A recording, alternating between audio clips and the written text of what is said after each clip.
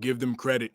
They dominated the game, and it was really a lackluster performance on our part. And it starts with me. I got to hold our guys more accountable. This is a tough back to back. We know it. Flying up here, they had a back to back as well. Probably some tired legs, but um, our fight has to be better. Those guys in the locker room, they know it. They've shown it. And tonight, we didn't put our best foot forward. What's correctable? How much is changeable before Boston on Monday? Everything is correctable and changeable. We just got to continue to work harder and do it harder and trust each other and compete. And tonight, just not consistent enough for us to give ourselves a chance to win the game, and that's the key for us. Both teams were shooting really, really well the first half. They really kept it going in the Yeah. third quarter, cooled off a little bit. Just what changed there in the second half? I have to go back and look, but just from my view is, like I said, they didn't really feel us. They came down, they ran their plays, they got into the paint, they kicked out for threes, and our defense was scrambling all night. Like I said, give them credit. They dominated the game. We know we have to be better. Our guys know it in the locker room, and you know we got a day off coming up, and we'll look forward to getting out and playing against Boston. Did you want to take more 3-point attempts, or is that what the defense gave you and it was a smart decision? How do you view that? Yeah, we do. We want to take more than 23, and you look at the stats. The difference in the game is 23s to 9, and that's a tough night. Anytime a team makes 23s and we only make 9, it's tough to catch up. So that's an area that we've improved, but we just didn't do it tonight. Okay, thank you. All things Pelicans. You're now tuned into the Pelican Post Game Report. Much love to the flock. Appreciate y'all for being in the live. Pelicans, man, demolished by the Bucks 141 to 117. We're going to recap this thing. The Pelicans lose two straight, two really good teams in the NBA. The Pelicans not looking too good against that top-notch talent right now. Big ups to the fam. Please feel free to hit the like button, hit the subscribe button. If you're not a subscriber, feel free to share the show on your social media feed. We in this thing. I'm Big Q. We got DC. Lexxah pop in momentarily. Shout out to the flock, man. This was a tough one. DC, man, this was a tough one, man. Let me kind of delve into a little stat pattern real quick. There we go. I don't know what the hell that was. All right. So anyway, man, listen. 23 pointers by the Bucks. You heard Coach Willie allude to it, DC, tonight on it. They 23 pointers. They were pretty good. The Bucks shot 51 and 91 from downtown for 56%, and they hit 20 of 45 3-pointers for 44.4% tonight against the Pelicans. Plus, they only had 9 turnovers. They took really good care of the basketball tonight. Pelicans were 9 of 23 from downtown for 39% shooting. They did get to the foul line a little bit more than the Bucks did, but in the end, the 3-point barrage and other things were just too much for the Pelicans to overcome in the matchup, and they go down, burn down in this 141 to 117. Let's hear your thoughts, bro. Ain't really a lot to think about, man. I mean, this is a repeat of last night. We scored more points, but same thing. You come out, you have a lot of energy and effort. Maybe first 5-6 minutes of the game, you kind of hanging there in that first quarter, and then we start trading twos for threes, or we can't find a bucket on open shots. My defense starts to break down after that. Coming out of halftime, we don't make any adjustments from that. They already countering what we were doing that was successful the first quarter, and then it just turns into like a 30-point loss. The one observation I didn't understand, I didn't know when Zion set out for one game, that mean we was just going to stop doing point Zion. I was a little confused by that. I thought we were going to get him going and, to begin the game, and the ball was going to be in his hands, a lot more and all of this. I ain't see a whole lot of that tonight, but I do understand that Boston is probably Yeah, it's probably the toughest matchup with him for him with Giannis and Brook Lopez. It looks a little easier now without Drew Holiday too. That really caused a lot of havoc for him last year. So I don't know if that's why they were kind of shying away from that a little bit. I really didn't get it. But Trey not playing definitely killed us, and him being in a slump, man. He's kind of like the piece that has us be able to hang with, a Milwaukee Bucks or a team like this. Games when we beat these guys, we usually get some type of contribution in a major way from the bench, and we didn't get anything from those guys. It's just an off night, man. But you know, energy and effort wasn't there, and we tapped out early. Just another one of them blowout wins. We can't seem to win games in clutch times when we do get there, which was probably only about maybe 7 games or so. And the other losses we have, they come like this. The Pels, they lose 2 ways. It's always the same story with that. And then we got to go in and face Boston, who they got their ass handed to them against the Clippers tonight. They were down by 30, so um, they're gonna be ready for us, and hopefully we're ready for them. Yeah, this is a tough 3 game stretch, to be honest with you, man. Pelicans usually have better outings and blowout losses, but it was just more of the same, man, like you alluded to. But individuals, just a few stats. Bi finished with 26 points and 6 rebounds in a 28-minute effort for him, 9 of 18 from the field, 23 from Zion in 29 minutes of action. He was perfect from the foul line tonight for him in a losing effort. And then outside of 2 20-point scores, nobody else was present in terms of scoring. 13 from Vail with 10 rebounds in 24 minutes. CJ McCollum, very off game, 7 points in 23 minutes. He was 2 of 7 from the field, 1 of 4 from downtown against his old running mate. And of course, 10 off the bench from Larry in 18 minutes, 8 from Jeremiah Robinson Earl, 8 from Najee, 8 from Jayhawk on 2 of 10 shooting from the field. He was 2 of 6 from downtown as Milwaukee just walk on the Pelicans and move past them. So, DC, any individual stuff that you want to touch on before we just jump right into this preview against Boston? Do we have to? No, you really don't, bro. And I would not be upset if you elected to move on. Well, I'll touch on one player, and that's it. Obviously, CBI went out, and I guess he looked at the game last night and figured he wasn't aggressive enough. Maybe he's the reason we said the hell with Point Zion, because as soon as the game started, Bi was on a mission. Gave us 28 tonight, losing effort. Pretty efficient, 9 of 18. 2 for 2 from 3-point line. Got 6 rebounds and only 1 assist. Ain't that weird, right? Go from a game of having 19 potential assists to 1 assist. So the reason I brought that up, I don't know, man. It just looks like maybe he's frustrated too. So he went with a totally opposite way of playing than he played last game, and still to no avail. Scored more points, but still don't get the dub. So Pels got some things to figure out. Yeah, a lot of stuff to figure out, if you ask me, bro. A lot of stuff to figure out, and they don't have a lot of time to figure it out, to be honest with you, with a very, like you made mention of the fact that the Boston Celtics are the next team that the Pels have to face off against, and they lost tonight. They lost to the Clippers, got handled by the Clippers, broke their winning streak that they had going on, and the Pelicans have to get ready for this pissed off team as we go to Boston to take them on, and it's always a difficult matchup. Anytime we roll into a very good Boston team, and Boston is currently the best team in the East. So we go from, boy, I mean, this is a tough one, man. This is Marley Marl, you're right, bro. This is like Mickey would say, this is a toughie. This is big time tough, because you go from Milwaukee, who's the second best team in the East, 3 games back of Boston, who now Boston is the number 1 team. So it's just, boy, it don't get no easy for the Pelicans. So DC, let's go into it, man. Let's talk about it. You got Tatum, you got Brown, White, you got Holiday, you got a lot of stuff going on over there, man. What happens here, man? What we do against this team? How we get this dub, bro?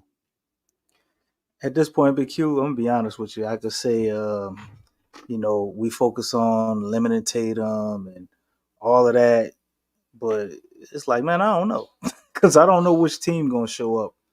Um, Maybe we need another team meeting, but we're only on a two-loss losing streak. Ain't the end of the world, but I really don't know how they pull out this win against Boston. The way we've been playing and what we've seen. Pretty quick turnaround. Maybe that 1 day of rest gets them something. But is Porzingis playing? That would be my first question because he's been awesome for them. I think he's a game Yeah, time decision. exactly. He's going to be a game time decision. Because I think if Porzingis plays, man, it's gonna be a tough out. It's be a difficult one to try Right. to get. You got White over there, man. Who's everybody's saying he's playing better than her defensively. I don't know about that, but that's the perception people have of him. So you got somebody to potentially throw at whatever hot hand we got, and then you still got to contend with Jason Tatum, who's damn near walking 30 points every night. Drew Holiday, what he brings defensively, and then you still got to deal with Jaylen Brown, man. This is a tough one, and I think they match up well against the Pelicans. For them to be able to beat the Boston Celtics, man, just a lot of things got to go right that haven't been going right. We definitely would need Trey Murphy, right? We would have to utilize Big V. We've not really been doing that.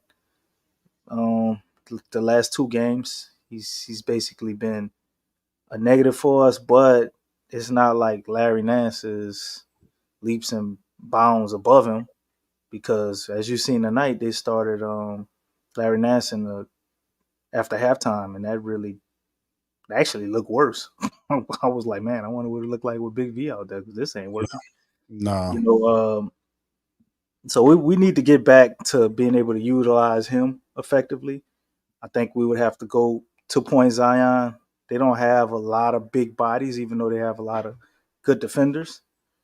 So I would look for this to be a Zion game, man, and everybody kind of feed off of him. If we want to be able to beat any team of high caliber, you got to put the ball in his hands and kind of go off of him. As you saw tonight, Zion was actually experimenting with different ways to try and get foul calls, man. He was out there, and yelling and all that tonight. Y'all all heard Antonio Daniels talking about that, making reference to it. And that is the first time I've seen him do that. And he was able to get to the foul line, I think, 7 or 8 times. So I don't know. Maybe that's something you could look at as a positive from the game we just watched. And he could try to reiterate against the Boston Celtics and see if we can get to that foul line a lot more, man, because we got to hit shots and we got to get to the foul line. Like, you want to beat a team like Boston or Milwaukee, they're going to get to the foul line and they're going to hit three-pointers. So you got to be able to do that just to hang with those teams as well as limiting their number one scorer, man. It's, to me, a similar blueprint that you would have had to be able to beat the Milwaukee Bucks that you would have to implement against the Boston Celtics, even though they're two totally different teams and the makeup is a little different. It's still the same thing, man. It's the same thing. Our stars have to be stars. We can't quit on our defensive effort. Our rotations, when a guy goes to help, have to be a lot better. That was atrocious tonight. And if they go into that game with the same type of mentality or the same type of just energy, there's no way we even stay in the building with the Boston Celtics. It'll be another blowout. Yeah, this is gonna be a interesting game, man. I mean, that's the best way I could phrase it, DC. To be honest with you, man, because I mean, you look at OKC, you look at tonight's matchup against the Milwaukee Bucks. You know, they got whatever they want when they wanted it. And we talking about inside. The three ball was falling from the jack. They just shot the Pelicans out of the arena, but the Pelicans defense wasn't all that. Tonight it was disappointing. But you have a team that the Boston Celtics coming into this thing, DC. They're a very balanced team. They got, Tatum's playing ridiculous. Brown is there. Their backcourt is really awesome, and they're a solid, well coached team that knows what that that has an identity, that knows what they're doing. They're proven, and this is going to be another test for the Pelicans. And what I see from this, right now, and of course we'll see what happens on Monday. But man, it's just right now. It just shows that the Pelicans are not ready for these type of teams. I mean, even if you talk about OKC and Lexxah drop, she made a mention of the fact that they are ahead of schedule, and she's right. OKC, as she referencing, is ahead of schedule, and boy, are they.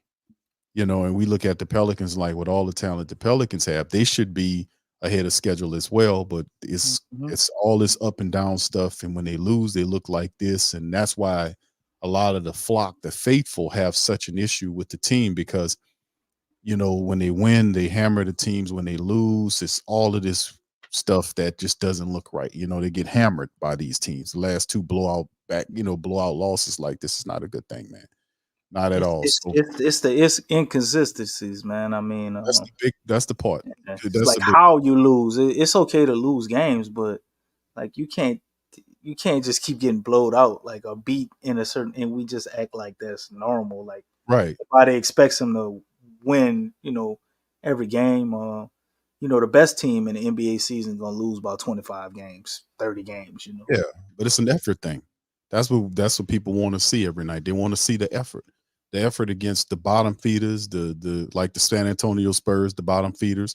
Or I think it's a little more than effort though, Big Q, because it's Willie says it all the time, execution, right? Playing with force. You know what I'm saying? Like it's more than just effort, because you can go out there and give effort all day long. We don't know either play hoops or been somewhere where they playing hoops, and you see dude trying his heart out and just getting murdered. You know what I'm saying? So we have to, in my opinion, to me, it's just the same thing over and over, bro. I think that's what pisses everybody off. It's like when you're watching the game, we watching, and when we went in at the end of the second quarter, right, and they did, Milwaukee started to go on a run, and I think they run it up to about 14 points for halftime, right? It was like, oh, we've seen this story before.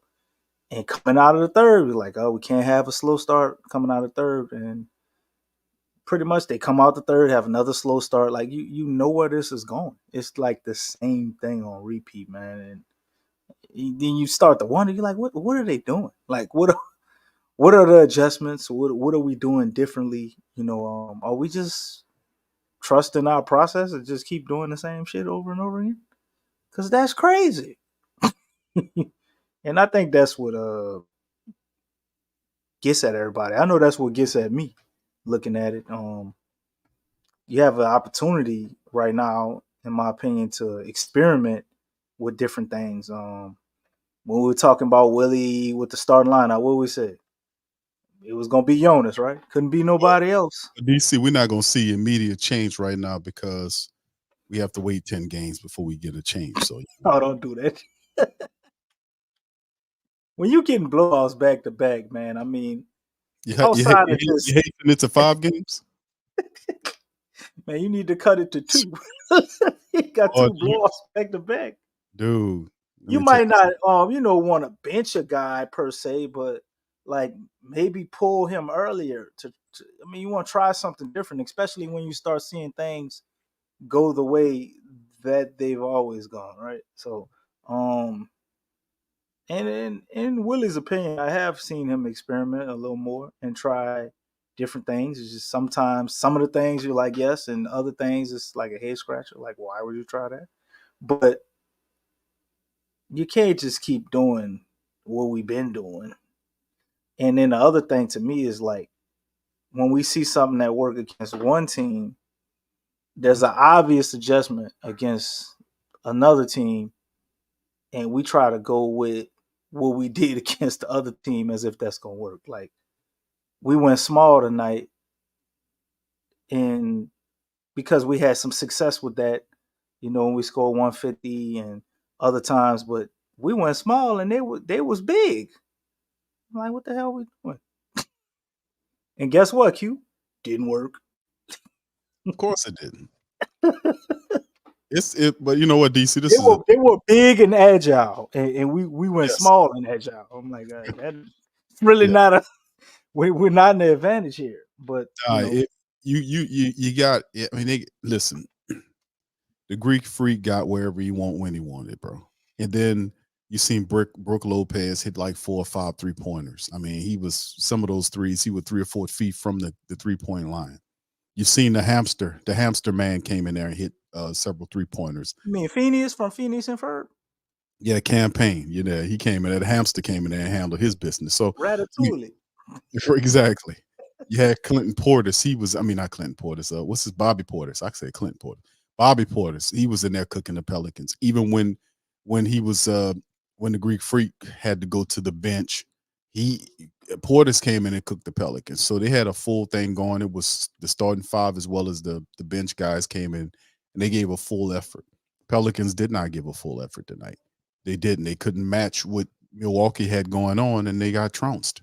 So, you know, the thing is, when you have these type of games, and a lot of people just want to bury this, but this stuff could be used in a positive sense. Like this is what some of the teams that are supposed to get to a certain level, an elite level that we expect the Pelicans ultimately to get to.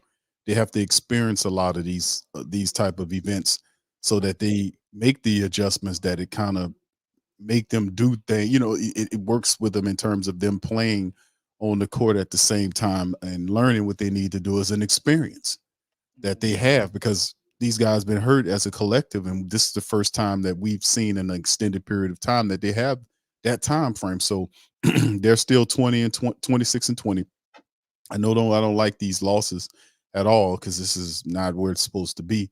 But you know, like this Boston thing coming up Monday, man, a lot of people already are going to dismiss the Pelicans and say there's no way, if you can't beat the number 2 team in the East, you damn sure ain't gonna be able to beat the number 1 team in the East on Monday. Is that a So crazy thought process?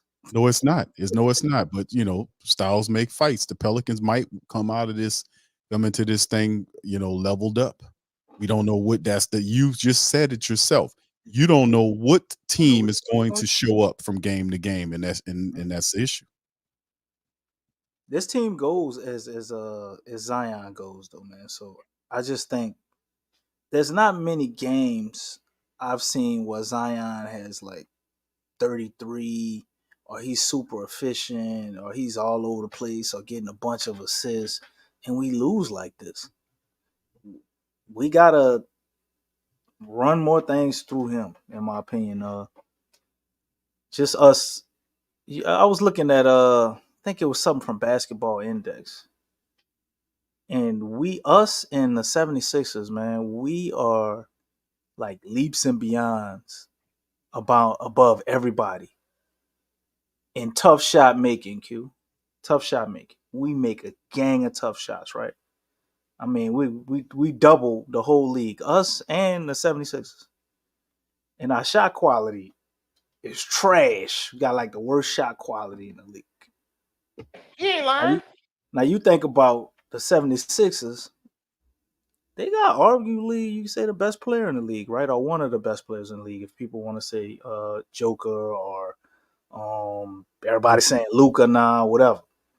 So he gonna make a lot of tough shots. And I'm looking at it like, okay, we got Zion and BI, they make a lot of tough shots, right? But then I look at everybody else, I'm like, man, we got a gang of talent. It's like, why are the shots so tough? Like, why don't we get any easy shots? And B probably takes 25 shots a game. We got games where Zion and BI put together don't even take 25 shots a game. So you got CJ having tough shots. Like, what can we do to make the game easier? And it's simple. Put the ball in Zion's hands and do that repeatedly. Even if What if he losing the ball? What if he dribbling the ball off his foot or making irresponsible passes? Do you still keep the ball in his hand? That's our best shot, man. You got to trust in your guy. I think he would be able to get past that. And also, I look at it as a strategic thing too, where you got to put him in situations where he's comfortable. and is most successful with the ball in his hands. Because the DC, way that he bends the defense, bro, is like there's no other players in the league other than the league's best that bend the defense like him. So if you want to get easier shots, right, do that. Like I think it's another stat I saw before the game. You know, when they do the little slides and all of that. Off of catch and shoot passes from Zion, guys are shooting like 40%. They're shooting 40% from 3-point line, catching the ball from him. So, to me, that's the obvious answer. And I just see too many possessions where he becomes an afterthought. You heard Lex talking about it. She's absolutely right. And tonight it was another example of that. You know, not saying I don't think we would won this game tonight, no matter what. To be honest, but our best chance to beat top tier teams is to put the ball in Zion's hand. Man, he's our most dynamic player. He's our most dominant player. You know, because he can put fear in other teams. let me add this to it, DC. I don't disagree with anything you're saying, but let me add this to it. Zion has to mature as a basketball player, and when I'm talking about, I mean his skill set has to mature. I mean, he has to develop a mid-range shot. He has to get more of a full palette. And listen, we talk about, well, he'll develop that this year. This is year 5 that he's been here. So a lot of whatever he had that he'd been using or he'd been shelving during practice, he need to bring that out, because you are right. He is the most dominant player we have when his mind is right. His dominance don't mean anything when he plays docile and doesn't command the ball. There's times when he's confused on whether or not he should attack players. I often find myself when he hits the ball, me yelling at the television, "Go to work." I do that a lot. It's like, go to work. And it's crazy because right after I say that, what you waiting for? Go to work. Then he goes to work. It's crazy. Like I got a joystick and I'm controlling him. But he has to mature. His game has to mature as more than just some guy that just gets fouled. He did a wonderful job tonight in terms of him getting to the foul line and hitting 7 for 7. That's a good free throw shooting for Zion, getting there and hitting all his foul shots. But at the end of the day, if you're going to trust him to do that, he has to mature more than just a brute that gets to the basket. And then most of the times that, he gets 7 foul calls a night. We know he got hacked at least 10, 11 times tonight, at least that much. But he has to develop a mid-range game, and that's not too much to ask for. I'm not asking him to shoot no damn threes, but he needs to develop a mid-range shot because the shot is there. Guys, when he gets the ball, they back up off him. It's 3 to 5 feet between him and the defender for him to raise up and take that shot. So if they want to put the ball in Zion's hands, the mentality of domination has to be in his mind. He has to be about the business. He can't play docile and disappear in these games and tend to defer at times. He does that. Like when he'll have a Bobby Portis on him, he can go around Bobby Portis. There was other times where he had Brook Lopez in front of him, when Brook Lopez cycled out in front of him and he deferred, he passed the ball away. So I mean, he has to have more of an attack dog mentality. He has to develop more of a mid-range shot. He has to mature his game. And I mean, this year. Now I ain't talking about no next year. They need that this year. So and I agree with you in terms of your talking point about Zion Williamson, in terms of putting the ball in his hand. I just wanted to add that, bro. So that's what I'm talking about, bro. We need that. We need that now. We need that, like the little commercial about the JG Wentworth. Oh, JG Wentworth. Hey, 7 guys now. JG Man, Wentworth. they took it. They put a meme up, bro, where they put Eminem in this little battle on 8 Mile, and they had that damn song playing. That shit was funny as hell. But yeah, man, you're right. But the one critique I have with your point, I don't think it's necessarily that he needs to expand his mid-range games, because I just watched a guy tonight murder us along with his buddies. I don't think he took one shot in the mid-range. Man, every time they gave Giannis space, he just used that as a damn runway. It's different, though. Do you see the But way look, it's attacks? Then wait. You know that's the difference. One major difference, and I think this leads to Zion's hesitant. You know, I'm trying to say shit. I can't get the word up. I don't. Oh, you gonna leave me hanging? All right. Him hesitating. I was trying to say a variation of that. Okay, I It's got you. hesitancy. Hesitancy. Okay, I There got we you, go. bro. I'm There we sorry. go. There we go. Him getting those foul calls, man, and him figuring out a way to get to the line, especially when guys are clobbering him. And so I get why you're saying he need that mid range, but there's ways to do it also without having that. And I think some of that goes into scheming. Also, him being a little more calculated and smart about that. You see him hollering and yelling tonight, trying to get the referee's attention that he's being fouled. If he gets to the free throw line like a Giannis or like an Embiid, which he should, because that's how they play him. You're looking at Zion getting to the line 11, 12 times. That changes everything. So if he could do that, and he don't need to do the other stuff, and I mean it would definitely still benefit him to do that. He'd be even a greater player.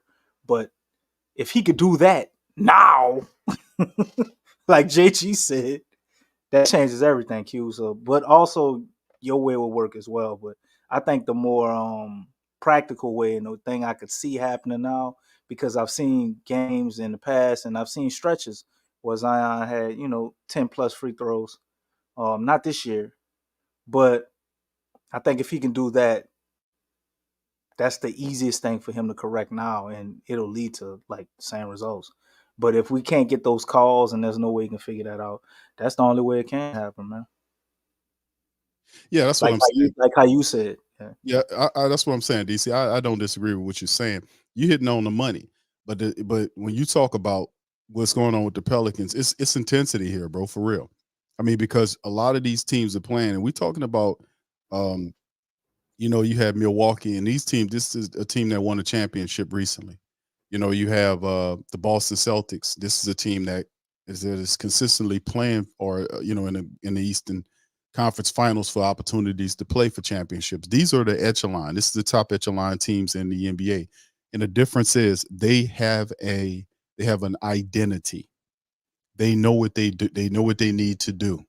They know what players are supposed to rise at certain occasions of the game. They know. They also have a high IQ in terms of defense. They know how to protect the rim. They most of the times, DC, they get a lot of offensive rebounds. They don't have one shot and then run up the goddamn court like I see the Pelicans do. Oh man, I hate when they do that. And Nobody else touch the ball. No, and right, they pull up, take shots, or at least be responsible enough to wait for somebody to get up under the rim to try to get an offensive stick back. Something, bro. Not just so if I don't hit this shot, if I shoot this ball and I miss it, the other team gets the rebound, they can run up the court, so I get one shot at it. You've seen tonight with Milwaukee, they had several opportunities to, when they missed shots, they were able to get offensive rebounds, kick them out, and a guy might convert a 3-pointer or he'll get a stick back at the board. So I mean, like I'm saying, is those things are yet to be figured out by the Pelicans. And if you watch tonight, before the 3-pointers were even falling like that, they got whatever they wanted getting to the cup. It's too easy to score on the Pelicans, bro. That's what I'm saying. The defense, my goodness, it's too easy. You've seen Giannis get there at the, and he does that with most games, but give him some type of degree of difficulty to get to that, to get to the hoop. We don't present that challenge, and we've seen that happen against OKC when they score on us easy, and we have a degree of difficulty to score on them. That has to change, because I thought Willie, if anything, if he doesn't know anything about offense, then he's supposed to know about defense and consistent defense. Now, we see games when the Pelicans are there defensively, and then where is that stellar defense against a top tier team like a Boston Celtics, or against the OKC Thunder, or against tonight's opponent, Milwaukee? Where's that top notch defense? It wasn't present. It was absent. And then, like I talked about, the intensity. You got to match these teams' intensity, or they're going to run you out of there. You got to match their intensity. And the Pelicans did not match the intensity. They didn't match their IQ. So that's why they got flogged. That's why they got ran out. That's why they got stumped out in back-to-back matchups, because these other teams have an identity. They know what they need to do to win, and the Pelicans are still struggling with what to do. You talked about the schizophrenia. We talked about that several shows ago about the Pelicans having a bit of confusion or adaptation when it comes down to the offensive mindset of what Borrego's and breeding to the embedding into the team versus Willie's defensive philosophies. There's a bit of disconnect happening there. It's a bit of this, schizophrenia happening here. The Pelicans, what kind of team is this? And they're not true to their identity. Well, that's some of the truth there. But the good news is there's still plenty of games for them to figure this out. And overall, family, they're healthy. So I know the family is, upset about tonight's matchup and Friday's matchup, and rightfully so. But these are the type of games moving forward where we have these guys playing together finally, and they're learning. You're hoping they're learning. You're hoping Willie's learning, so that when it gets down to the playoff run, that we can be able to put it all together and make something happen. So I mean, that's what we got going on right now. But DC, go ahead, bro. Yeah, I look at tonight though, as far as the defensive collapse, man, it was blatantly obvious once they realized, basically when Jonas was out there, they put him in the pick and roll, and Dame just picked us apart, man. And you had Brook Lopez hitting those threes, so they got a big that can stretch, and Jonas is trying to help on Dame, and then get back out there. That's killing us. Bobby Porter was getting us in mismatches, and they took forever to go over there and double team him, killing us. You got Giannis, who's obviously going to do what he does. And then you got Dame out there getting wide open three-pointers. You know what I'm saying? For the life of me, what I cannot understand, Willie has been the coach of this team for 3 years, Q. Yeah, And bro. Yes. I'm not a trade Jonas guy. I think Jonas, I would love to see him stay. I think it can definitely work. But we've been saying this since we had, what you called him, the flying pineapple, Jackson Hayes here. Yeah, the pine or the damn it, we call them the pine Called, tree. called him the flying pineapple. Or you called him the paratrooper. Well, that was Najee at one. He couldn't stay on. No, that was him. He couldn't stay on the ground. Oh, that he sets impatient picks. Yeah, He sets impatient picks, and he stayed in the air. He jumped at every point. He ain't seen a post again. Like that's true. That's true, bro. Boy, he but couldn't. anyway, Boy. we've been saying that even with him on the team, man, we need an athletic big that can block shots, and get rebounds. Jackson Hayes was athletic, and he actually had some good plays on the perimeter as a big, but he was completely undisciplined and just ain't know what the hell he was doing. But you need a competent guy, man, like that. And for the life of me, I don't understand why we not only have we not found one, but it's almost like we don't even attempt to try to get such player. Because tonight, I think having a guy like that where it's like, okay, Larry Nance is actually too small, Jonas is too slow. Implement said third center, right? For defensive purposes. Uncle Earl, Jeremiah Earl. No, we don't have him on the roster. But That's I'm saying third like, no, actually our third center is Cody Zeller, but you forgot all about him. Or Willie don't acknowledge him as the I third. sure did forget about my bad, Cody. Shout out to Cody Zeller, man. My bad. Man, Cody even got some burn tonight, man. I even forgot about him. That's That's right. right. We did have Jameson DB. But it's like games like this, man, with that, it becomes blatantly obvious when the really good teams play us, and when we in the playoffs, that's what everybody's gonna give us a steady diet of. DJ done found him a new guy, Carlo, huh? He DJ on the Carlo train. So it's like if we had that guy tonight, man, I think that would definitely help, and that would help a lot of times with these games where we see guys torching us like that, man. Um, I don't understand why we haven't tried to get a guy like that. Even just signing somebody off the street, it's like we don't make no attempt to understand that we got one center or two centers that are good in my opinion, but one is too small. You know, when you play Larry's a big teams. 4, bro. Larry's a 4, and I think he's kind of leaning on Larry.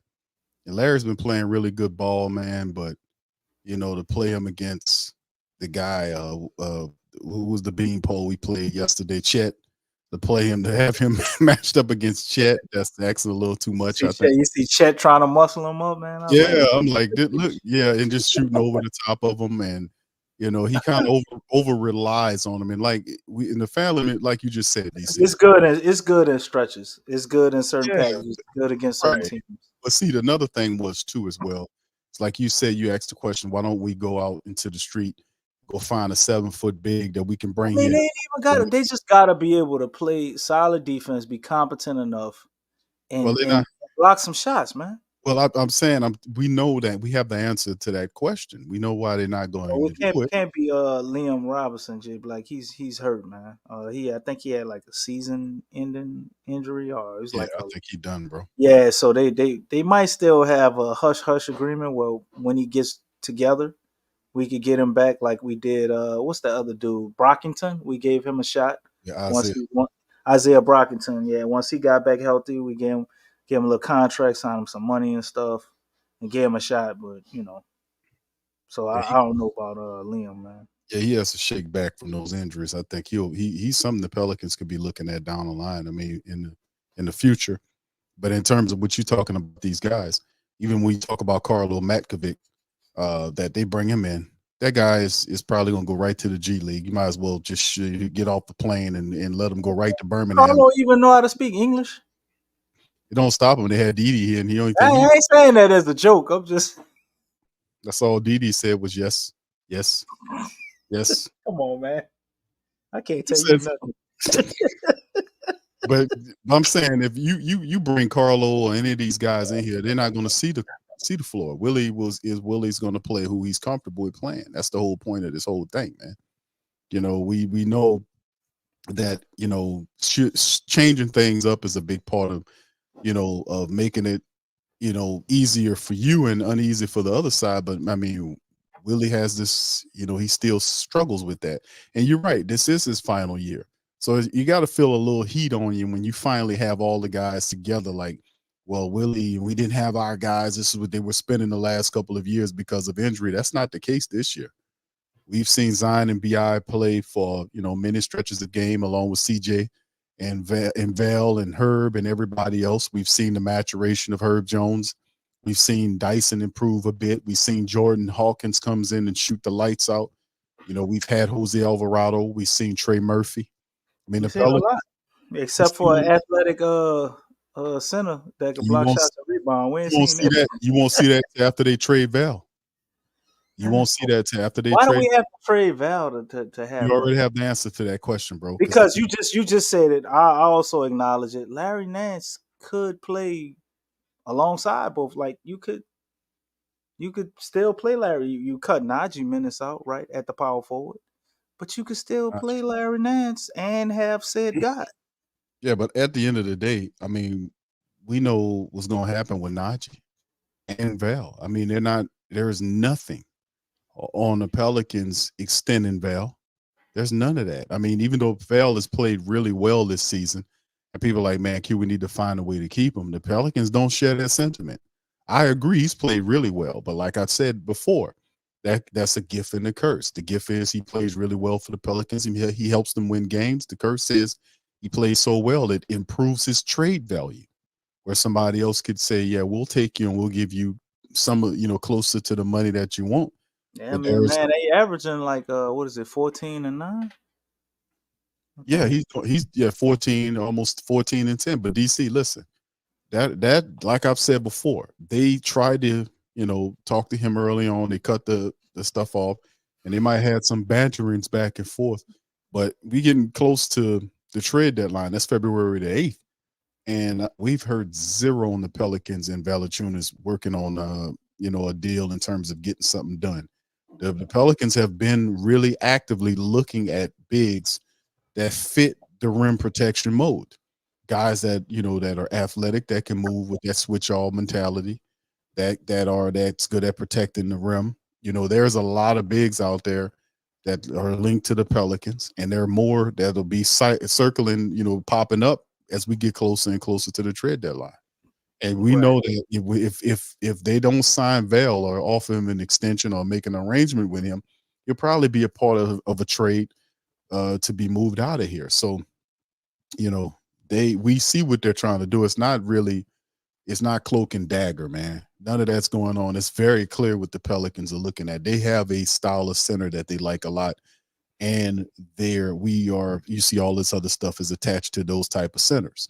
So, and I think that would definitely help defensively, but offensively, getting rid of a center like Val and replacing that with, I guess so, Larry would, when we want to stretch, we're just going to put Larry there. I mean, he gonna go to if Val's not there, it's definitely Larry. That's Willie. That's what Willie does. And then off the bench, Cody Zeller. He'll and J. Robinson Earl, huh? What's your boy named Robinson Earl? Yeah, he like Uncle Robinson. Because we could move Cody Zeller too. Like he got a cool $3 million. So Big V 15 million, 3 million. That's 18. Don't forget you got Najee. Do they extend Najee? He's a free agent coming up. That's also in the talking points today. I think if we moving on from JV, it's potentially you could keep Najee. Like Najee as your 9th, 8, 9, 10 guy. Even though you have EJ Liddell, don't forget about EJ Liddell. I would love to keep Najee because EJ Liddell to me is the future replacement for Larry Nance. Even Larry Nance said that himself. So I wouldn't. EJ ain't got to start cooking yet, man. EJ got about a year and a half before we need to see any solid production out of him. So, nah. Well, we'll see what they're looking at coming up here soon, DC. That's all I got to say about it, man. All I know is there's a lot of questions that need to be answered, and we need them answered as soon as possible. How y'all all forgot about Cody Zeller, man? The great Cody Zeller. Don't do that. Yeah, I did the same damn thing early in the show. Remember that, fam? I did the same thing. I said I had to apologize to Cody. I was like, my bad, Cody. My man Marley was up here blowing smoke, man, talking about Malcolm Hill, the next superstar. Oh, come on now, bro. I don't see he that. said Malcolm Hill is our future. No. What's going on with Marley, man? I don't know, bro. I don't think he's a star, bro. I don't future. Yeah, I mean, the dude, he was averaging 35 points in the G League. In the G League, bro. Well, I mean, you average 35 points in the G League, you might be able to put up 15 points on this Pels team. I really thought, I was like, why they ain't put him? They should have put him in the game tonight. Could have went out there and been selfish, man. Let's see what you can do. Well, Jen gave him a shout out. It showed, talked about who he was and all this kind of stuff. But he didn't get put him in the game. We need to smoke, man. We getting our ass tore up. It can't hurt. When them getting them getting blown out didn't inspire them to throw a heel in the game. They just let them sit on the sideline. So who do you put that on? That's your guy Willie again. He, like I said, man, it's coming down to, you can have all the talent in the world. The Pelicans do have a very talented team, man. But in the end, it's going to come down to the coach putting his team in the position to win. Now, we know the players have to participate, but at the same time, man, these type of pitiful efforts by the Pelicans, man, it's not going to cut it. So we got a Boston team. What does the Boston matchup look like on Monday? It depends on what team comes to play. It's going to be the dominant 3-point shooting confident Pelican club, or the team that we've been seeing over the last 2 contests. So y'all guess is as good as mine on that one, man. Let me tell you, they got everybody confused, even themselves. See what's going on. But the positive is the Pelicans, man. Listen, they're 26-26 right now. That's it's a part of the game right now. They're 26-26. Let me see if I can get that up there. They're on a 2-game slide, yes, but at the same time, man, 26-20. 7th in the NBA right now, and they just got to keep on fighting, fam. They got to keep on fighting and keep fighting and keep fighting some more, man. But it's encouraging. We have Zion and Bi and CJ and Herb, all of them playing together as many games as we've seen this year. Remember, we hadn't seen that shit the last couple of years because they they weren't healthy. So it's a big positive. Shout out to Amy, that we have these guys, the collection of guys that we have, and they still learning the game. And Willie, man, my goodness, Willie has to improve fast. But we got a lot of stuff going on, man, coming up here on the trade deadline and then running right on into the damn All-Star break. So, all right. But anyway, DC. I guess, would you say Willie needs to improve at the most, the quickest? Just Man, one thing. Oh, that's easy. Adjustments. That's a simple one right there. You know goddamn well that ain't gonna be quick. Well, you asked me quick. I mean, said the quickest. Well, it could be if he trying to improve at that for about 3 years now, man. Bro, listen, I'm telling you, and I know that Borrego and those guys, are really intelligent. There is a mindset around the NBA of how intelligent Borrego is. If Willie needs to really start listening to his assistant coaches more, he really does, especially Borrego. And then now he really need to look at his defensive guy as well, the top defensive coach there too. And they really have to get that together, bro, for real. Something has to happen, man, because we get, and I think he will, because he in the last year of his contract, it's a bit of desperation is going to start slipping in here for him to kind of change this stuff up. He got to. This is the staff that he has now, DC. A lot of these guys, these are his guys. He picked these guys. You got a healthy team majority of the time. The stars are there. Everybody's there. We got a very good team when they lock in.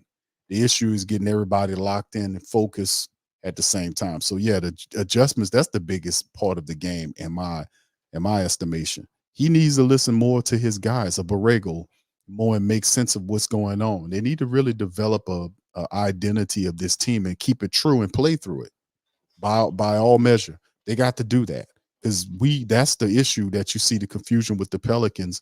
When you see them running with Zion, then all of a sudden it turns into isolation ball with Bi, or then it'll just morph into CJ just pulling up and just taking shots without anything, just walk down there and just shoot a damn shot. So I mean, it's just and it's something has to change. It has to switch where everybody respect the game. And until we see that, we won't see how really good this team can be. But this is he's under the gun, bro. This is what it is. He's under the damn gun. So yeah, I think DB says Q is Borrego really his guy. Yeah, he picked Borrego. He wanted Borrego here. Right. He picked Borrego. He talked about, he did the whole interview. We covered all that. Borrego used to coach Willie. That's right. He loves Borrego. He speaks highly of him. So I really do think he needs to start listening to him more. To his top assistants, you really need to start listening to him more, because they know what time it is. Borrego's been a head coach before. He knows exactly what's going on with this team and the disconnect. But it's up to Willie to figure that out. Willie is a good dude, but he's not he really gets out coached a lot, man. I really do. Like the guy, some of these coaches, I ain't gonna lie to you, family. Some of these coaches, some of the more popular ones, but some of these other guys, man, you like these guys with G League coaches and stuff like that, and they just mopping Willie up. Like, look at the OKC coach, man. The OKC coach, bro, he got that team together, man. He got them together playing really good special brand of high intensity ball. They're active. They get their hands in the passing lanes. They're high energy guys. They know they have that identity. They know what they need to do to make things happen, and they play behind that identity. The Pelicans, they're not doing that, and a lot of that is because of the failure to breed whatever identity they have into the team and be consistent. Not only just that, but having a discipline to stick to that, man. That's a big point of emphasis. So we'll see. But like I said, man, we still got a lot of games in this thing, and the Pelicans are currently 26-20. So we'll see, man. We'll see how it all goes. But DC, I'll give you the closing thought before we shut it down. Yeah, leaning on his assistants, I guess, would definitely be one. But like, are we sure he isn't doing that? Is what's going on? Maybe not. His assistants telling him things and him trying as well. So I don't know. I think the number one thing I could see him improving on though is, like I said before, man, unleashing the better strategy of utilizing Zion Williamson. That's it. I think doing that will mask a lot of mistakes, or a lot of errors in whatever adjustments need to be made. Because if you can keep teams, I remember a team in us at times, man, where we have people on their heels and they're trying to adjust to us. And right now, man, obviously when we hit them 3-pointers, like how when we shooting the lid off the damn rim, you see teams trying to do that, but that's still your bottom tier teams. We ain't never seen no performance like that against top tier teams. I could say maybe the top 3 teams, you'd be like, well, they just better than us right now. We're not ready, top 5 or whatever you want to say. But to me, OKC is like one of them enigmas I put an asterisk by, man. I think we should be able to beat a OKC team, or at least put up a way better fight against them than we have the last game, even though I think we beat them without BI, right? If I'm not mistaken, BI set out that game and we beat them earlier in the season. But utilizing Zion, man, and I didn't want to agree. I heard Will Bond, what he said when we had a live game, and Stephen A. Smith talking about we have no true superstar and all that shit. And what they're saying, I didn't want to agree at all, but it is some truth to it, man. We have to set precedent of who's who as far as the pecking order, man. We can't just be like this free team that everybody gets a chance, and we're like, we not the Golden State Warriors. And even the Golden State Warriors, like Steph is not gonna let nobody deny him his attempts. I say it wrong. Steve Kerr or whoever was the coach ain't gonna let nobody deny Steph his attempts. But he's point guard, got the ball in his hand, so got the first right to get those attempts too. But utilizing Zion better, man, I think it's the number one adjustment Willie has to make, because it's the only way we have a chance. Now, whatever that may be, as far as implementing it, maybe it's different than what I'm saying, or it's different than Point Zion or whatever. But he has to be the focal point, man, because the team goes as he goes. When he doesn't go, it's up and down. Sometimes you win, sometimes you lose. We hitting our shots out of Zion. To me, is the one thing we have that can be a constant, and it can be something that can stop teams, I guess, from knowing they could just be physical with us and get us out of our game. If you use Zion and you use him correctly, I think that brings an element of physicality to the Pelicans and maybe some extra added aggression. Because when he gets it going, nobody on this team don't look like him. You know what I'm saying? Like when Zion get it going, man, he's virtually unstoppable. I see BI look like that sometimes, but when Zion he about 6 for 6 on a night, man, it's gonna be a long night for the opposing team. Or you see him getting to the rim a lot, as far as getting his free throws early in the game. It's gonna be a long night, and that's the adjustment, man. So looking forward to see what the Pels do against Boston, bro. Not too encouraged. I don't think it's impossible for them to be able to beat Boston, but it's kind of hard to be high on that after what you saw tonight. But whether we win or lose in Boston, long as we win that Houston game, I think we'll be all right, man. We still will finish out the month with another winning month at I think like 8-7, right? Or would it be 7-7? I don't know. But we'll still be at least 500 or above. So As long as the Pels are 500 and above, I mean, we can't really be too upset, especially before All-Star break, with all of the things we've seen that can be fixed. Yeah, listen, the Stephen A. Smith stuff, man. I've debunked Stephen A. Smith on this channel all the time. We exposed ESPN for lying. I mean, with the trade situation, the trade talk with Zion and the guy, the point guard from Portland. You know, even the insiders wouldn't participate. They were dropping disclaimers. We covered that. I've been cooking Stephen A. Smith. We've been doing that on this channel for a long time about sources. At one time, he might have had sources that would tell him stuff, but the insiders don't even agree with what he's talking about. You know, and a lot of stuff that he says about the Pelicans is in bad faith. It's all bad faith shit that tied Stephen A. Smith. It's all bad faith because when the Pelicans are kicking ass, he's quiet as a church mouse over there. So I don't want to hear nothing that bald head some bitch got to say about the Pelicans. I'm gonna just keep it real with you because it's totally inconsistent and one sided. But can you agree that I'm far not as gonna have us, to agree with that some bitch. So no, far as us really not having our pecking order, who's on the top or the bottom of the food chain, correct? Yeah, I listen. We've said that though. That's not anything new. You know, that I just made mention of that. We talk about that all the time. Is the fact that the Pelicans have to figure out, you know, the identity of the team, and then of course the you mentioned Zion Williamson. We know that Zion is supposed to be the centerpiece of this. This is his team, you know, and that's it. Brandon Ingram is. I agree. Brandon Ingram is at his current development better than Zion. He's a better player than Zion. He's more of a complete player than Zion Williamson is. That's why I'm consistently and thoroughly pushing Zion Williamson to mature his offensive game by developing a mid-range shot similar. I don't know if it's going to be as good as a BI shot, but BI knows how to get to certain areas of the floor, rise up and get those shots. He does it every night. He gets to his spots on the floor, twists and turns and makes shots.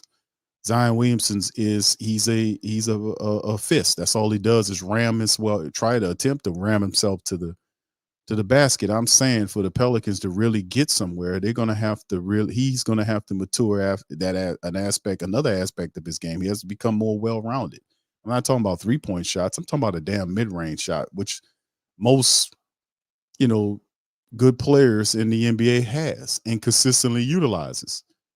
And like I said, and then there's a temperament thing, DC, that I see on a night-to-night basis with Zion Williamson. He plays docile at times, you know, and they can say that's the play call in the scheme, whatever. No, but if you're a superstar, you command the ball, you demand the ball. And there's too many games where I see Zion is willing to go stand somewhere else and watch the game like me and you watching the game. No, go get the ball and command the ball and attack. You know, do what you got to do. Have more of an emphasis there, because watching Bi cook and get to his areas of the court is not going to improve your game. I mean, he has to really do that. That's what I'm saying. He has to mature his game for the Pelicans to get to that next level. Because, like I've said, it's commonsensical. He and Antonio Daniels did a wonderful job of pointing out the fact that he's trying. You made mention of it as well, that he's trying to draw fouls. Like what AD said, play the game within the game. Throw your head back, you know, and it's this type of crap. But in the end, also, you know, if that doesn't work, how about doing the mid-range shot? At least, you know, do the mid-range. Because I say that because they're giving them the space to do it. If they're going to back off you 5 feet and still are retreating while they're 5 feet from you and still retreating to form a wall, a barrier, so you can't get to the basket, why not pull up and take that shot? You hit that shot enough, they'll come to you and you can go around them. It changes the game as opposed to just getting beat up at the hoop. Now, I'm happy that he hit his foul shots, but for the Pelicans to really rely on Zion Williamson as opposed to what they've been doing with Brandon Ingram, they relying on BI because BI has been there more than Zion has. They had to keep it going, you know. So his game is well developed. Plus, he's been in the league a lot longer. His game's different, but BI is a better player than Zion is at this development. But the team is constructed as Zion is the centerpiece.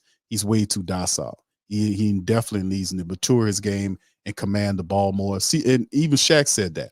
Shaq and Barkley did say that, and I respect their commentary over what Stephen A. Smith says because his shit's bad fate. It's just bad fate crap that he says, man. So I'm not gonna respect nobody that only thing they have to say about the Pelicans is negative because they don't have shit to do on a slow news cycle on ESPN. So let's bring up the Pelicans and kick their ass on the news cycle about Zion with some lies about Zion Williamson, this, that, and the third. I don't want to hear it, man. Then when the Pelicans go on a 5 or 6 game winning streak, they don't have nothing to say about the Pelicans. They don't have anything to say about so I don't really respect him at all. That's why I be cooking his bald head ass on this show. He's a liar, he's a fraud, and we expose him all the time here.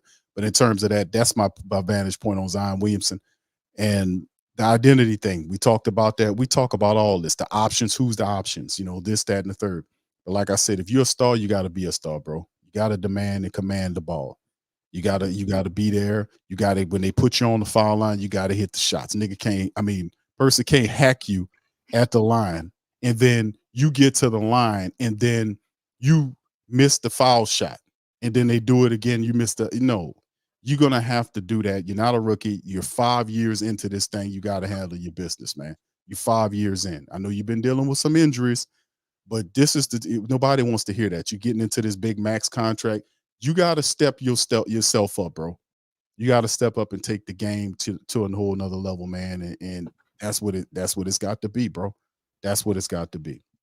Anyway, let me get on and get ready to get on out of here, man. I appreciate y'all for chiming in, man. But listen, bro, we've been watching the Pelicans. The Pelican Post Game Report, bro. And y'all know I said all in every show. We the number one independent, longest running Pelican podcast in the game. We've been doing it for a while. We started at the same time we did the Sports Coma. Matter of fact, the PPR came out of the Sports Coma for the demand because we was covering everything. People like you, I'm a Pelican man, but I don't like the Saints. So we kind of niched it down. But we've been doing it for a while. We've been watching these Pelicans play, especially under Willie Green. Since Zion has been here, me and DC been covering this stuff for a long time, and we just delving into what we've seen and what you guys have seen, and y'all been on this journey with us. And I'm just gonna be honest with y'all, family. For what we seeing, I think there's a lot of positive stuff coming. You get slapped down by some of the best teams in the game. Just imagine your energy. I don't know if it'll mean anything to most DC if you'd have felt like if you'd have lost by 141 to 117 to the San Antonio Spurs. It hits differently than you losing to Giannis in the Bucks, or you losing to a top-ranked OKC team in the West. These teams are complete teams that know what they're doing, and when you play those teams, the Pelicans, all of their flaws are exposed when they play the Milwaukee Bucks, they play the OKC Thunder or the Boston Celtics.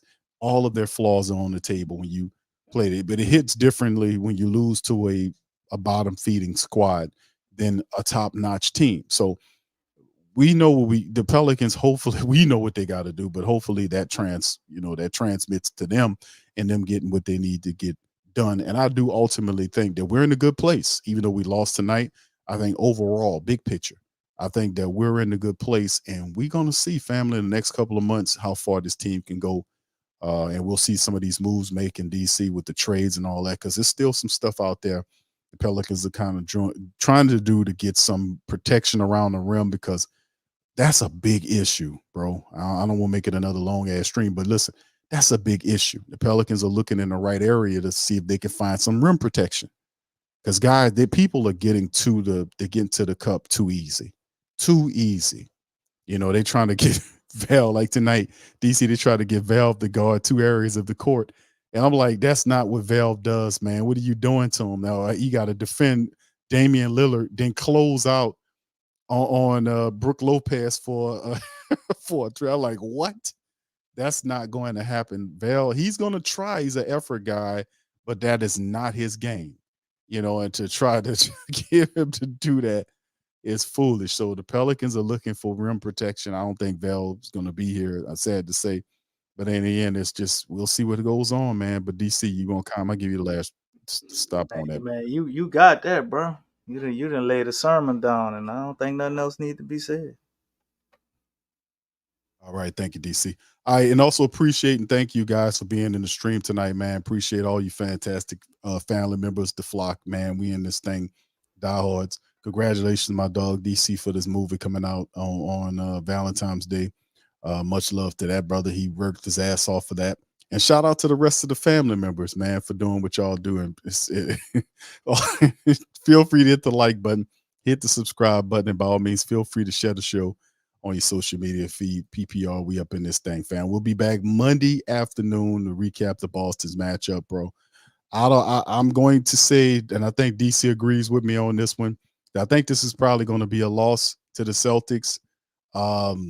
I'm sorry to say, but the Celtics got really whooped on by the Clippers tonight, and I think they're going to be upset and play really amped up, and that's a home game in their building. So I think that's going to be a loss too. So DC, do you agree? You think it's going to be a loss, brother? You agree with me on that? Well, I'm gonna say we're gonna get ready for another give them credit Willie Green press conference. Okay, that means it's another loss. All right, so anyway, with that being said, we're gonna get out of